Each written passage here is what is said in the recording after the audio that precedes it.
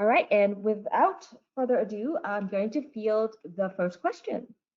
So for each of our panelists, from your perspective, what is identity management and why is it important from your lens? I'll start. So first off, thanks everybody for joining today. So identity and access management to me is it's the user lifecycle. It's how you onboard a new user into your environment, how you provision access to the required data elements that they need to do their jobs, how those access provisions change throughout that user's lifecycle within the organization. As a role changes, their access should concordantly also change. And then ultimately, how do you offboard that user? In the middle of that, there's myriad other tasks that have to be accounted for, including critically authentication and authorization. And I think that's what most people focus in on when they think identity and access management is that authentication aspect of it. But there's a lot more to it than that. And it's really about provisioning the least amount of privilege to those data elements that there's a need to know in existence for. That's my perspective. So Paul, that was a really comprehensive perspective. So I think the pieces that I would add to it are certainly the authentication and kind of limiting the access. So from the privacy angle, I'm concerned with ensuring that companies have employees who have the least amount of access to any type of data, because we want data minimization, either of data that is collected, but also access and use. I don't want data in the wrong hands. I don't want data on the wrong computer. Obviously from a security standpoint, but also just from a privacy point of view, I need to make sure only those that have potentially the proper credentials have access to that information. So from the privacy view, obviously very strong angle on the authentication piece. I think what I might add, because Paul was very eloquent in how he summarized this, is we're going to talk a little bit later about, third parties getting access potentially to data. And what I would add is where identity access management is such an important piece is it's almost operationalizing the agreements that you may have with third parties who want to gain access to data, because part of operationalizing those contracts is making sure that only the necessary people have access to the data, because if you have people who shouldn't have access get to the data, now you could start to trigger legal obligations and legal consequences under contracts that you may have with third parties, but also representations and warranties and obligations you have to the customers whose data you are storing, collecting, and doing other things with. So you have to be thinking about IAM in the broader context of how does that impact the legal agreements I have that have security and privacy clauses in them.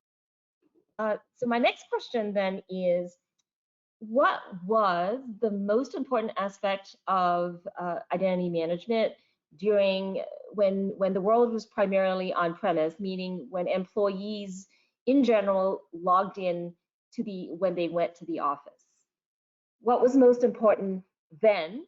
And we all know that in the new normal, there are more and more employees that are logging into the corporate networks from remote locations. They could be coffee shops, they could be home networks. So how has these most important aspects shifted? Are there new aspects now to consider? So I'll start with that one. I think one of the big pieces is for a lot of companies, if I came to the office, I'm on the corporate network, I'm directly into that. So from a security standpoint, I have a direct line in. My equipment is getting all the proper security patches that I needed to have access to. My drives are all on the corporate network. So sort of some of the barriers to entry, I probably had a password, but I was already on the network. If I wasn't on the network, I had to figure out some other way to be able to access it. If I'm outside that environment and now I'm at home, potentially I'm not even on a corporate machine. I'm logging in from some other type of machine. So we have a whole security question of, well, what kind of machine is that, and those particular measures. And then how am I even accessing the corporate network? And from our conversation in our last series, but just as a refresher, we have all the different security elements that we need to be thinking about, and all the different layers of access. And so for me, it's a physical presence I'm in. It's much easier. Still hard, but much easier to be able to lock down. When I'm remote, I could be using my personal device, and I have, an uphill battle to be able to fight, to be able to manage that. Yeah, I'd agree with all those points, Jody. And I think one of the things that I'm sort of envisioning when I think about on-premise or sort of on-site workforce versus remote workforce is that there's almost an assumption of trust or a certain element or an amount of trust that exists when staff is within the four walls of the office that altogether disappears when that staff is now working from home. And so I think the aspects of being able to identify that user is who they are become even more important when the staff is remote.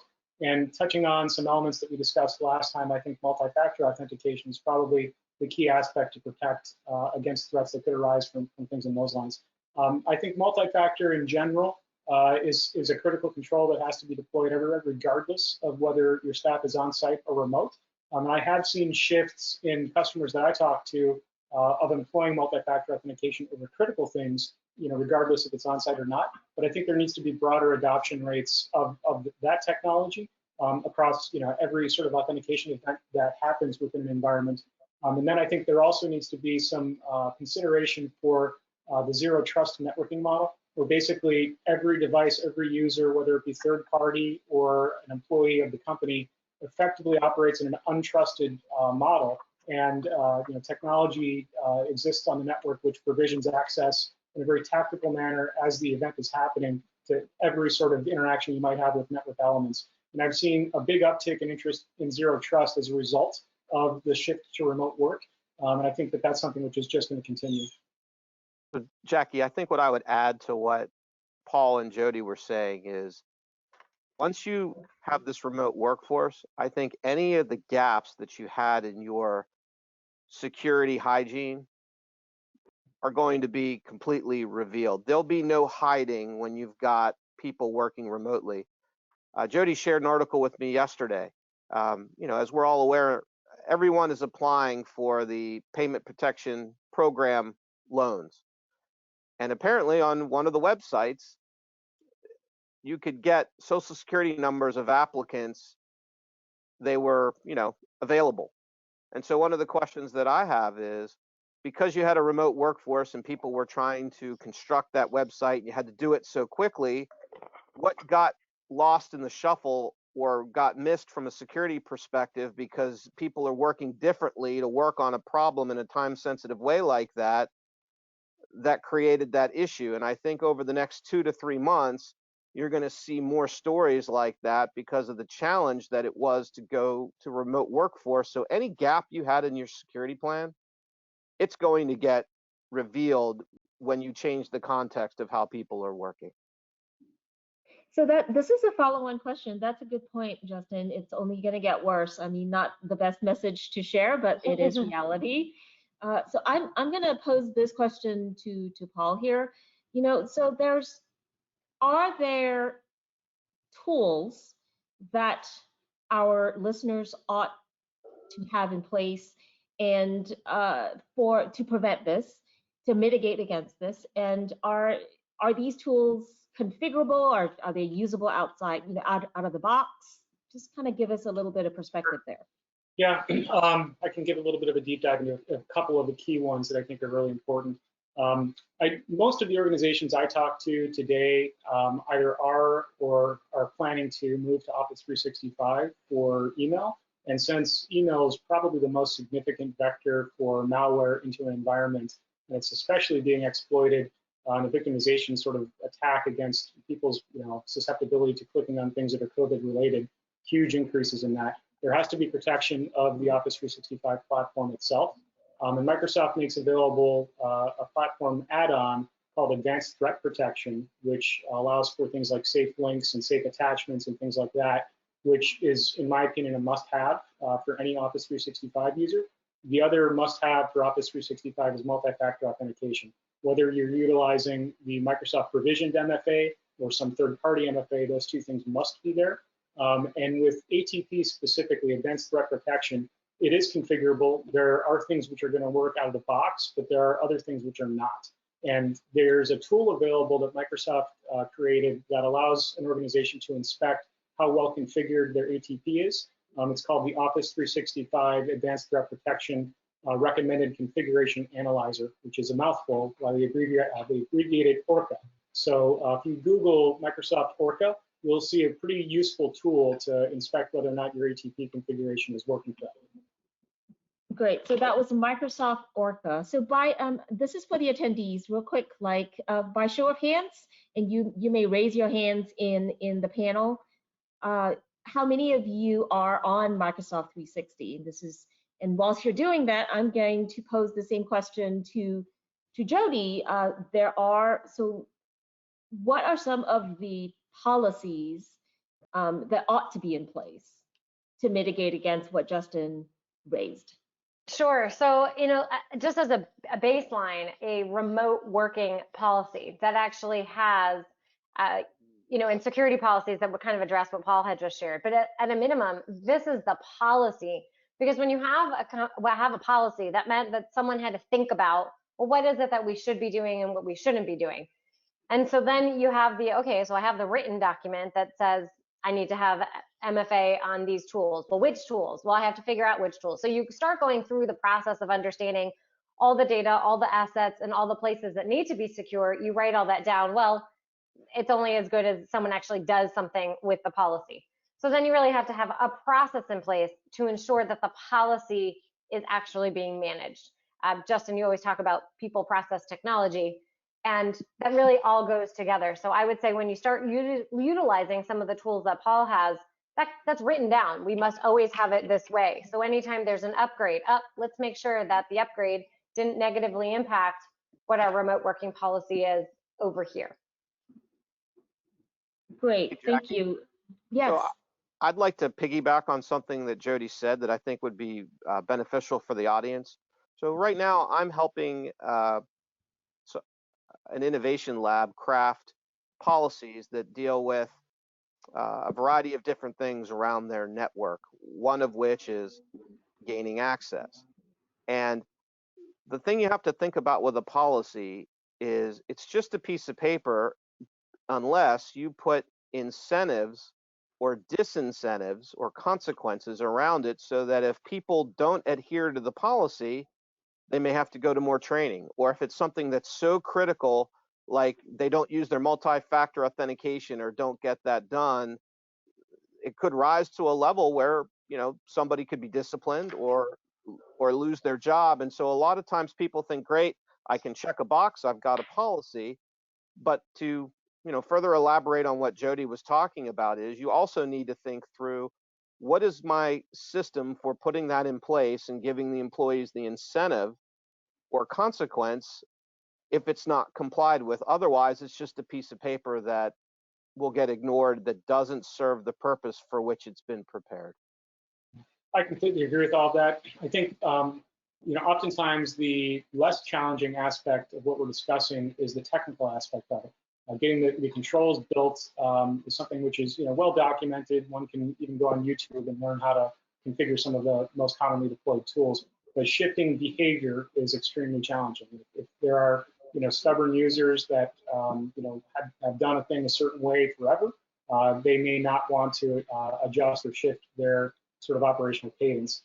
I see that honestly most often with executives that are for some reason not susceptible to the policy or want to see policy waivers, and they are the most at-risk users, especially when you think about attacks like spear phishing, which will very often lead to business email compromises. They're exactly the people that are being targeted. So policy has to apply to everybody and has to be enforced across the entire organization. It really has to have senior leadership buy-in and adoption of the spirit of what's intended in the policy as well. So Paul, I was going to say, Justin, you should share what happened when you did your simulation and the rate from executives on phishing, because Paul, it really furthers the point that you just had. So the story that Jody's asking about is, I would do presentations for councils of executives around town, and before my presentation, they'd get an email saying, hey, can you look at slide number 5 and give me your comment. Go log on this website. And they couldn't log on. It was a phishing email, and I had it sent by the organizer. It would almost be like it came from Jackie, and it looked very authentic. My click rate was over 50%. Jeez. And these were executives, and they looked at me sheepishly. I'm like, I'm not here to mess with you.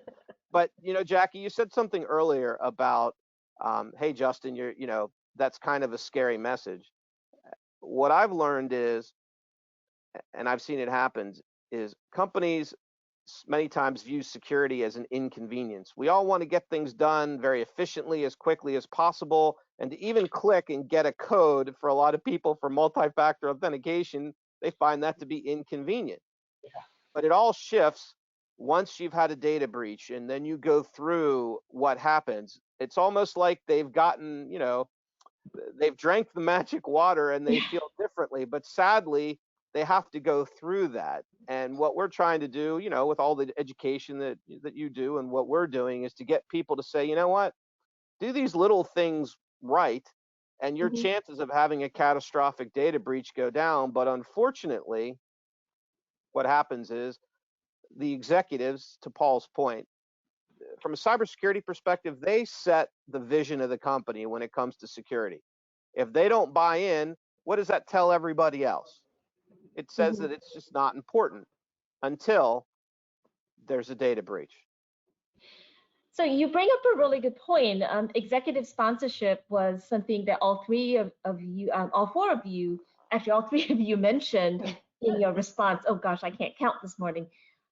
So let me ask this. How does, it sounds like Justin found an ingenious way of getting buy-in from the executives by actually tricking them with a phishing email. Are there other ways to get the buy-in for the executives to get buy-in and support the policies? Because to your point, Jody, the policies are only as good as the paper it's written on and how it's deployed and how it's followed. And it sounds like this is all about changing human behavior. And Paul mentioned in the previous session webinar that there is a balance between getting work done, business continuity, and a strong security posture. So help us understand what some of the techniques that have worked.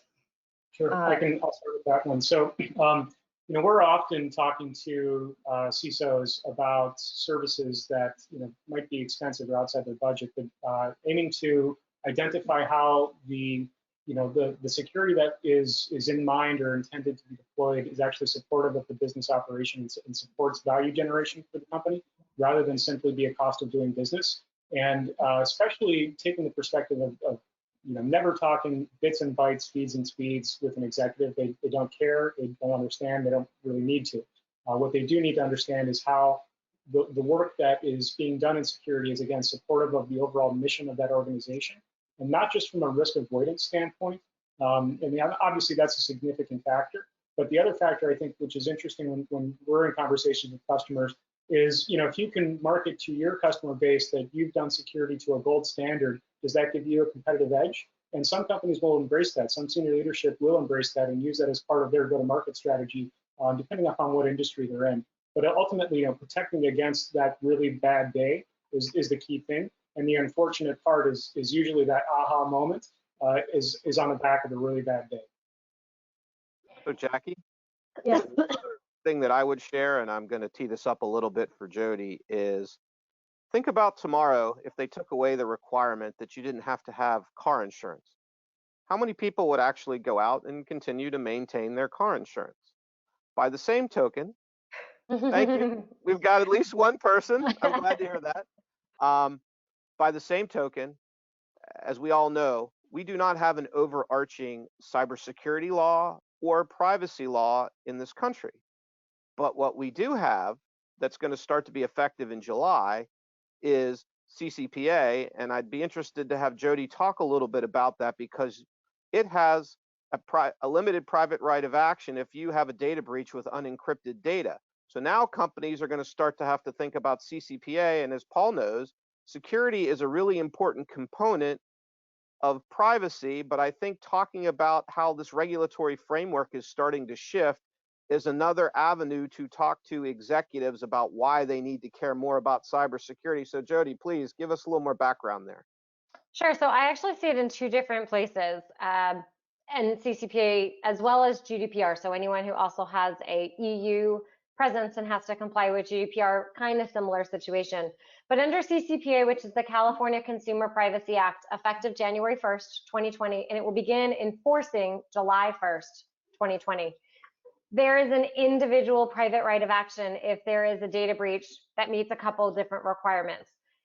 But at the same time, we live in a very litigious society. There are all kinds of plaintiffs' bars just waiting to pounce. So if there's a data breach, it's likely that there's going to be some type of class action lawsuit filed, and now the company has to deal with that.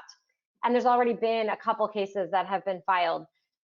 Prevention, everything that we're talking about here is trying to prevent that scenario. So not only do you have a data breach, but you also have this class action suit, you have more resources, it affects marketing, it affects your brand, right? All of these pieces together. So when you start to share that potential threat of a financial consequence, now you start getting the attention of a CFO and a CEO to realize that.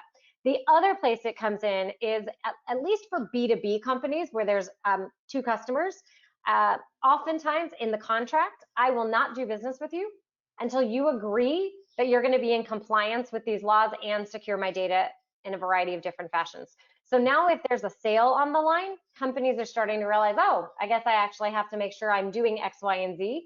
And I've seen where policies, process, technology, everything has started to really get lifted off the ground so that they can get the sale. So beyond CCPA, and this is for Paul, are there other compliance regs that our viewers can use as a business case, either from a carrot or a stick point of view? I'd say, pretty much all of them have some element of consequence associated with them. How much teeth those mandates have, I think, is another story. A lot of it depends upon who the regulatory body is, and also, of course, what industry our audience happens to exist in. If you're in the healthcare industry, HIPAA is the obvious one, and the regulator there actually does take action and can enforce fines and does frequently do so. And you don't want to wind up on HHS's website of organizations that have been breached. That's a really good one. PCI, I think, is the other obvious one, right? So if an organization is a merchant, they are going to be required to comply with the data security standard of the council. And if they fall afoul of that, then there are going to be fines. There's going to be expensive engagements that you must go through with a PCI certified forensic investigator. And then there's going to be the obvious reputation impacts that are associated with any kind of data breach, regardless of mandate that exists. Now, outside of that, again, there's a litany of regulations that all have some consequence. Again, whether or not it's heavily enforced, I think, is the key thing. But always be thinking about the reputation impact of a public data breach, because it can be very significant. So I have two questions for Jody. Does this, what is the financial damage, the fines for CCPA? So it's brand new, so sure. So from this individual, there's kind of two different sides. So the individual private right of action can be $100 to $750 per record. Okay. So that adds up pretty fast. Okay. And then if you have a violation, like I violated the law in some capacity, that can be between $2,500 and $7,500, kind of depends on intentional or not intentional. From a GDPR point of view, it's 2% or 20 million euro, or 4% and 40 million euro, whichever is greater. And it depends on the tier of what you have that's happening. And all of us have mentioned it, and Paul, you just mentioned it too, is the reputational piece. So imagine you have, healthcare data, and there's it's violated. There's some type of a data breach. That information gets out.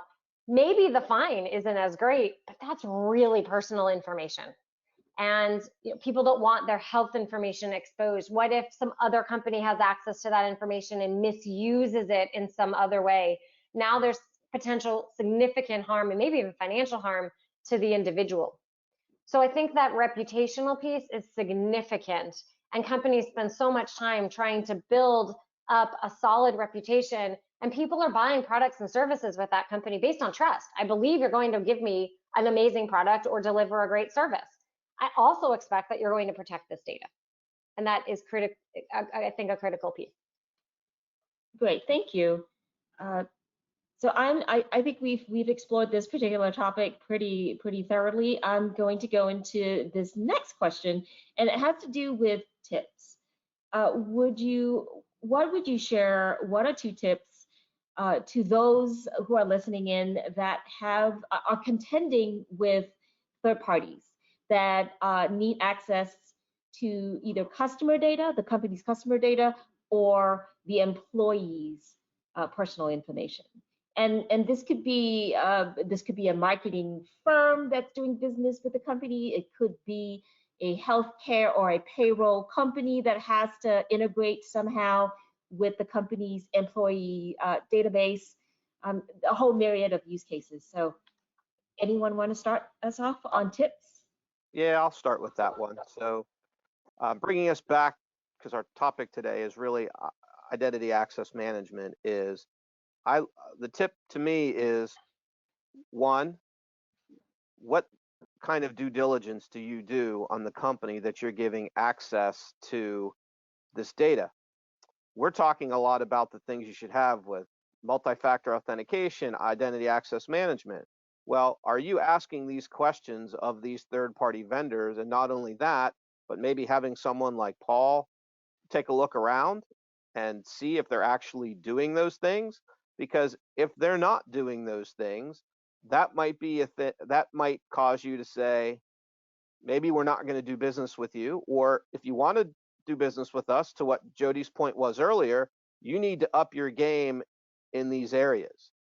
And then the other thing is, because we have no overarching security or privacy law, a lot of times what parties do for privacy and cybersecurity risk is it gets assumed in a contract.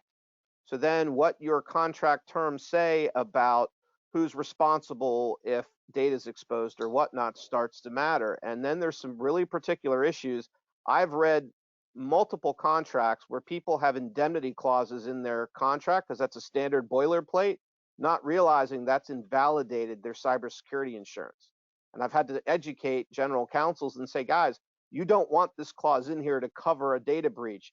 Let us use the insurance which you're having us get to handle this. And so it's a combination of what kinds of due diligence questions are you asking that you actually follow up on? Because if I send Jody a questionnaire and say, hey, Jody, tell me if your privacy and security policies stink, and she's going to write back, yes, I don't do these. That's not what people are going to say. So you kind of have to kick the tires a little bit in combination with a really good review and understanding of what your security responsibilities are and how you allocate the legal responsibility if something doesn't go according to plan.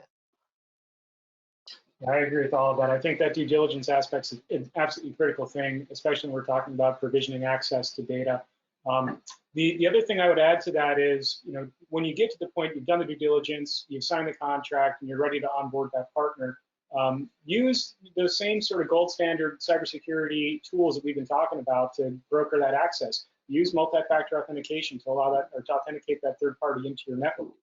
Implement the concepts of least privilege and need to know for any sort of data set that anybody on the network is getting access to. Those are just critical fundamentals for cybersecurity, is the least privilege and need to know, and it should apply to anyone, whether or not they're an employee or a partner. The other tip I would suggest is, again, I'm going to come back to zero trust networking. I think it's something that's got to be on everybody's roadmap to at least consider for future state if you're not able to get there today, because then you remove quite a bit of the risk of that third party being able to access things that they shouldn't be able to.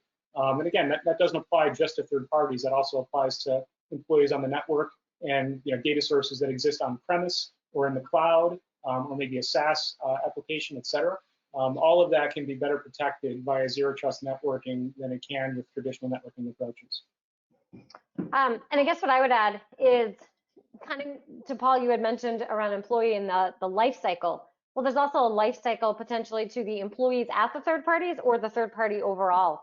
And I think a lot of times a company grants access and then completely forgets about it and sits there forever, and it was given to Sally and Sally's left and now it's Joe and they're all using the same credentials. And so there needs to be some type of ongoing cadence and review of what access do they have? Do they have the right level of access to the right person, and do they still need it? So it sounds like, so if I could sum it up, pay attention to the contracts, incorporate those terms in the contract that they have a robust data governance and identity management on their end, involve legal, provide access on a need-to-know basis, and take a zero trust approach. Did I forget anything? Am I missing anything? I think you got it. You got it. Okay, super. All right, this is fantastic, and this would be our very last question before we open it up to our audience.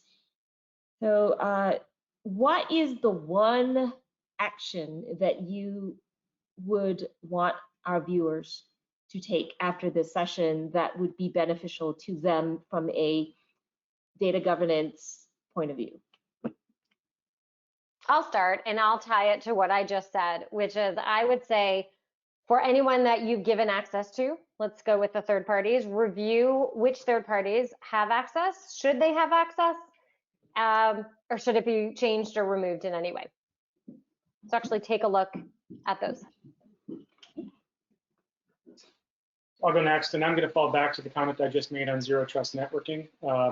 It's probably a foreign concept to many who are familiar with traditional networking and sort of your standard IP-based approaches and remote access provision through traditional VPNs. Get smart on it, because I think you'll see a lot of benefits to your organization if you investigate that and work out an implementation plan. Not just from a security perspective, there are significant cost savings that can be gained by shifting from a traditional VPN approach to zero trust, especially in the current climate with so many of your staff working from home. It can be done much more cost effectively, more efficiently, and more securely via a zero trust platform. I guess what I would say is I'm going to drill zero trust down even further. Anytime you get any email asking you to wire money or change where you wire money to, you don't even need technology for zero trust. Just assume that's a fraudulent email until proven differently.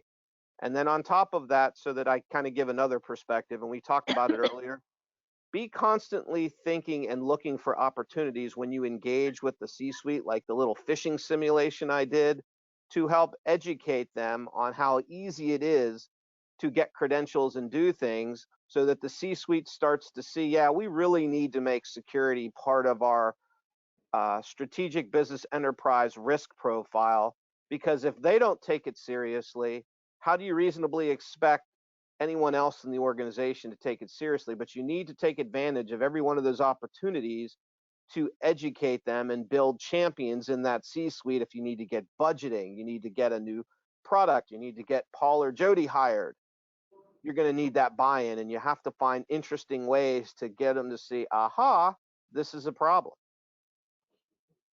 So it sounds like for that, Justin, our viewers here ought to partner with the marketing group, because they have access to trackable emails, if you would, that can track clicking of links. Would you say that's how you would recommend they deploy that particular exercise?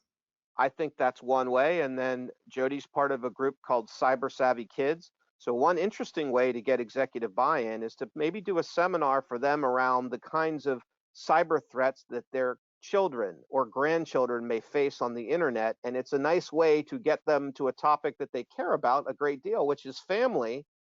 And then do that and say, hey, this is how these types of issues translate into the workplace. Because it's a great, I think, way to get people to think about security differently when it impacts you personally or a loved one personally, as opposed to work where, yes, it's important, but not at the same level as family. So that might be another interesting way to get people to think about it differently.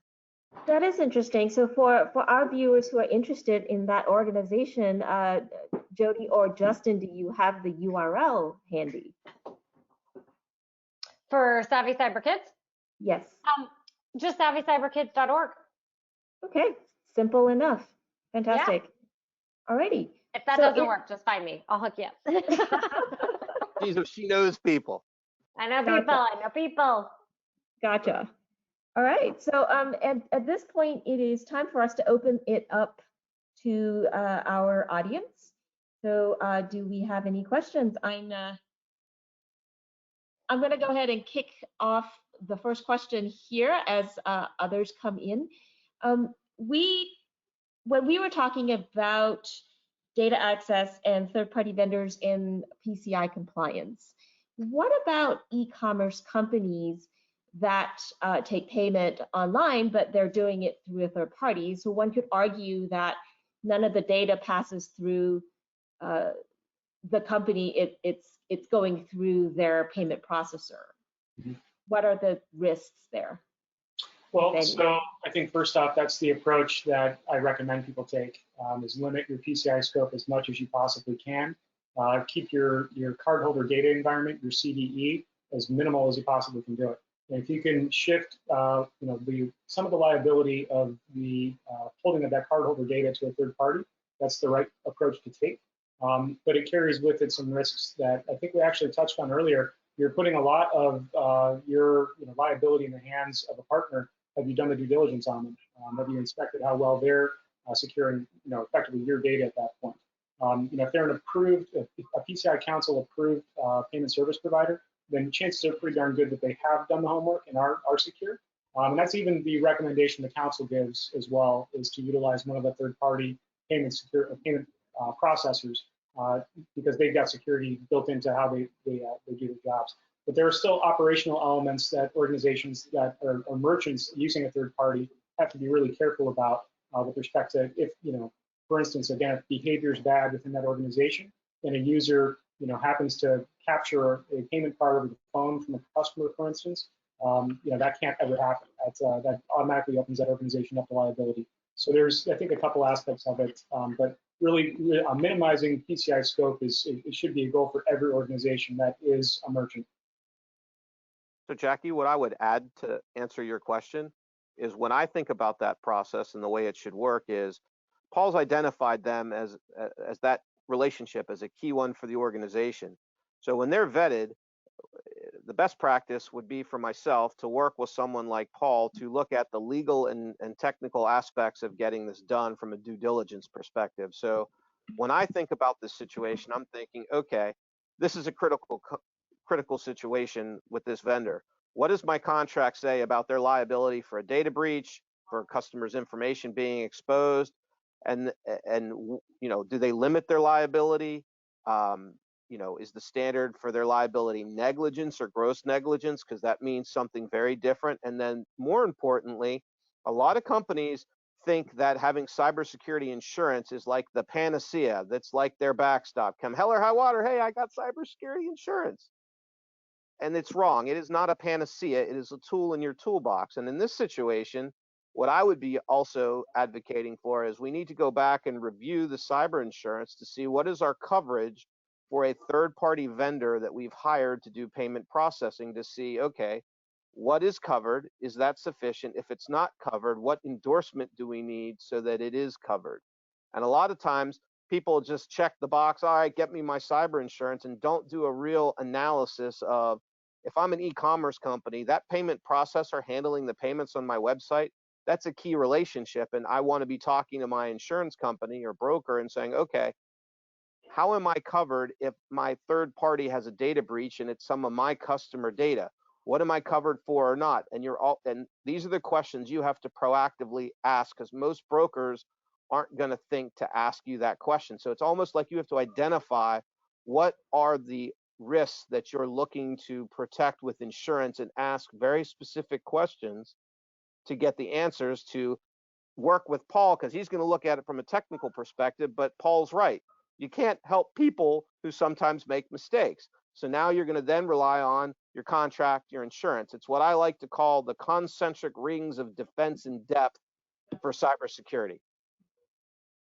Thank you. That was very comprehensive. So let's see. Let us shift to policies. So can we, I have a question here about the specificity of a data governance policy, how do you roll that out, assuming that you have executive buy-in?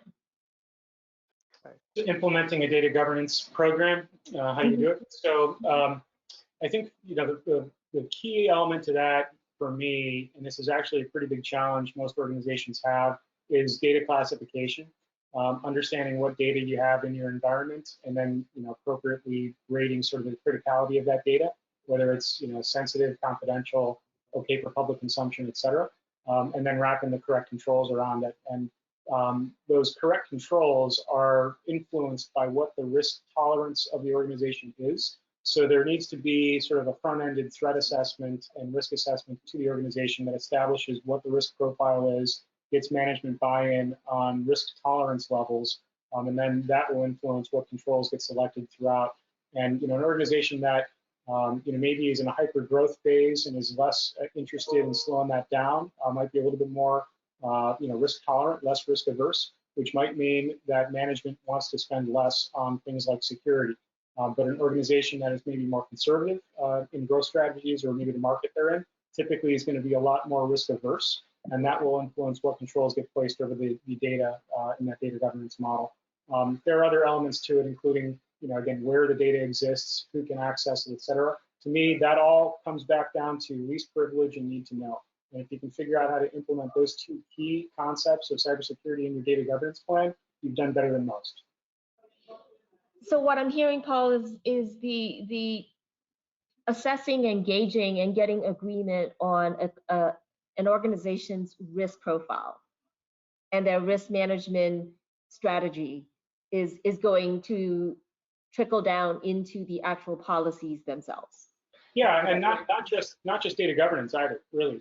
That's one of the first foundational steps that you have to do to establish a security program, is identify that risk profile and the level of risk tolerance the organization has, because that will influence things like business continuity, disaster recovery, just protection strategies in general, et cetera, ad nauseum across the entire security domain. So yeah, it's one of those critical early stage things that you have to do. And I would just add, as a component to everything, Paul, that you just shared, a key piece is you have to know what data you have and where it all is, from both well, what data do I have to even govern, to figure out what to secure. And then that also helps you, quite honestly, with various privacy laws, because you can't be in compliance with the law if you don't know what data and where it all is. So it all gets connected, and it's really not just a security program or just a data governance program or just a privacy program. They all need to intersect. So it's Paul always says that you have to know what's in your network and where the data is flowing to know what you have to protect. You can't Paul? secure what you don't know about. Yes. I mean, Jackie, when I do an M&A deal, so you're, I'm sure you have lots of customers who are going to go out and grow by acquisition. And when we talk about cybersecurity and due diligence, the first thing I ask for is, can I see a schematic of your network and show me how data flows through your network? And 9 times out of 10, they don't have it. And so you already know going in that there are going to be some gaps, because those are two of the most critical pieces of information. Because if you don't know what assets are on your network and how data flows through your network, how can you have cybersecurity at all if you don't level the playing field with those two pieces of information? And most companies do not, if they have them, they don't update it, or many other companies don't have it to begin with. Well, fair enough. Okay, so with that, I'm going to let Justin, that is the last word. And so let me go ahead and wrap this up and thank our panelists. So thank you so much for sharing insights and tips. And to our viewers, please tune in next week, not next week, May 6th, for the last edition of our 3-part series. And that is going to be a discussion around incident planning and response in event of a data breach, when possibly because the devices that were in home networks are now coming back into the corporate network and they're untrusted, or possibly that everyone is still working remotely and the teams have to actually respond to a breach remotely, and how that all works. So that should be a lively and discussion, and basically preparing for a bad day, as Paul likes to say. So with that, thank you all for your attention, and see you in a few weeks.